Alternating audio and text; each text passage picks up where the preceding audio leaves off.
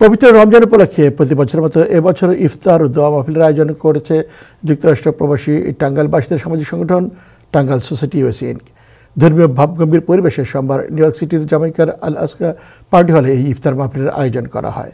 এতে আমন্ত্রিত অতিথি ছিলেন বাংলাদেশ সোসাইটি নিউ ইয়র্কের সাবেক সভাপতি ডক্টর এম বিল্লাহ, professor doctor Mujibul Haque, doctor Iqbal Rashed Rana ও বিশিষ্ট ব্যবসায়ী দেওয়ান মেহেদি।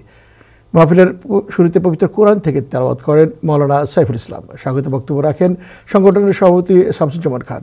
এই ইফতার মাহফিলে কমিটির বিশিষ্ট ব্যক্তিবর্গ সহ প্রায় ৩০০ প্রবাসী টাঙ্গাইলবাসী সপরিবারে অংশ নেন বলে সংগঠনের কর্মকর্তারা জানান। সংগঠনের সভাপতি শামসুজ্জামান খান ও সাধারণ সম্পাদক আশরাফ আলী ভূঁইয়া টনি ও কার্যকরী পরিষদের কর্মকর্তারা অনুষ্ঠানে আগত অতিথি ও টাঙ্গাইলবাসীদের স্বাগত জানান।